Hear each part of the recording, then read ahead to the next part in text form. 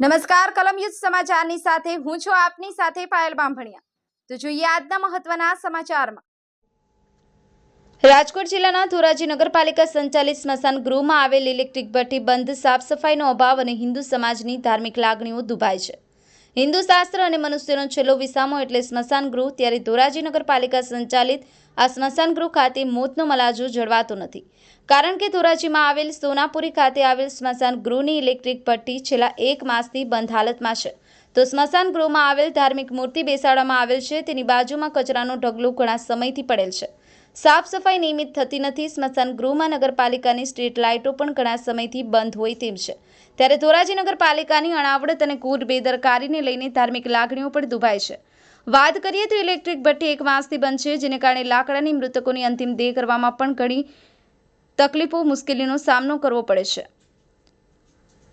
અનેક વખત તંત્રને રજૂઆત કરેલ પણ કોઈ નક્કર પરિણામ આવેલ નથી। તાત્કાલિક ઇલેક્ટ્રિક ભઠ્ઠી ચાલુ કરવામાં આવે અને સાફ સફાઈ નિયમિત કરવામાં આવે અને લાઇટ ચાલુ કરવામાં આવે તેવી માંગ કરાય છે। સંવાદદાતા જયંત વિજુડા, કલમ યુદ્ધ સમાચાર, ધોરાજી।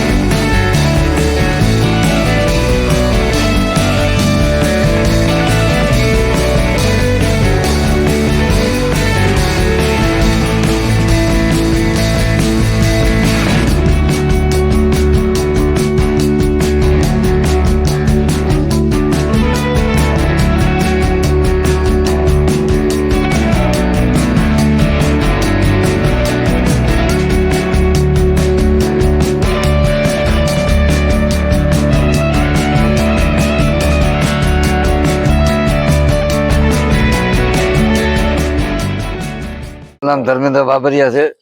ધોરાજીનું આધુનિક સ્મશાન ગૃહ છે એ હાલ ખંડેર જેવું થઈ ગયું છે। આ સ્મશાન ગૃહમાં એટલી બધી ગંદકી છે કે એની કોઈ સીમા નથી, અને સ્મશાન ગૃહમાં જે લાખો રૂપિયાના ખર્ચે બનેલ ઇલેક્ટ્રિક સ્મશાન હાલ ધૂળધાણી થઈ એવું થઈ ગયું છે, અને 1 મહિનાથી ત્યાં બંધ છે। એના હિસાબે મૃતદેહને લાકડામાં અંતિમ ક્રિયા કરવી પડે છે, એના હિસાબે ધુમાડો અને પ્રદૂષણ થાય છે અને ડાઘુઓનો સમય બગડે છે। બીજું, આ સ્મશાન ગૃહ ખાતે કચરાઓના ગંજ ખડકાઈ ગયા છે, અને જે ભગવાનની પ્રતિમાઓ આવેલી છે એની આજુબાજુમાં પણ કચરાના ઢગલા છે, જેથી કરીને લોકોની લાગણી દુભાય છે। અને અમારી તંત્રને વિનંતી છે કે અહીંયા તાત્કાલિક સફાઈ અને ઇલેક્ટ્રિક સ્મશાન ચાલુ કરે અને લાઇટો ચાલુ કરે, જેથી કરીને લોકોને સારી સુવિધા મળે। કેટલા સમયથી બંધ છે સ્મશાન 1 મહિનાથી ત્યાં બંધ છે, અને સફાઈ કરવા કોઈ 20 દિવસથી આવતું નથી। શું તમારી માંગણી? અમારી માંગણી છે કે તાત્કાલિક આ ઇલેક્ટ્રિક સ્મશાન રિપેર થાય, યોગ્ય સફાઈ થાય। મારું નામ દિનેશભાઈ ઓરા, શહેર કોંગ્રેસ પ્રમુખ, ધોરાજી। ધોરાજી નગરપાલિકા સંચાલિત સોનાપુરી આવેલ છે। એ સોનાપુરીની અંદર ઠેર ઠેર ગંદકીના ગંજ ખડકાયેલા છે। ભગવાનની મૂર્તિઓ આવેલ છે, ત્યાં પણ ગંદકીના ગંજ ખડકાયેલા છે। ત્યારે અને બીજી તરફ જોઈએ તો નગરપાલિકા સંચાલિત આ સોનાપુરીની અંદર ઇલેક્ટ્રિક સ્મશાનની ભઠ્ઠી છેલ્લા આશરે 1 મહિનાથી પણ વધુ સમયથી બંધ છે, અને જે લાઇટિંગ વ્યવસ્થા સોનાપુરીની અંદર આવે છે એ પણ છેલ્લા ઘણા સમયથી બંધ છે। નગરપાલિકા દ્વારા કોઈ કામગીરી કરવામાં આવતી નથી। તંત્રને અનેક વખત રજૂઆતો કરવામાં આવી છે, છતાં પણ દરકાર લેવામાં આવતી નથી।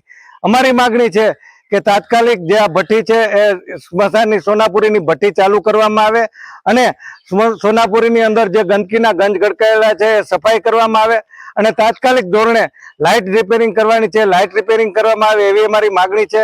જ્યારે તાજેતરમાં જ ભારતીય જનતા પાર્ટીના ચૂંટાયેલા પ્રતિનિધિઓ, ધારાસભ્યશ્રીઓ ફોટો સેશન કરવા માટે અન્ય જગ્યાએ ફોટો સેશન કરવામાં આવે છે। જો ખરા અર્થમાં એ ફોટો સેશન કરવા માંગતા હોય તો સોનાપુરીની અંદર એને સફાઈ કામગીરી કરવી જોઈએ અને ત્યારબાદ ફોટો સેશન કરવું જોઈએ।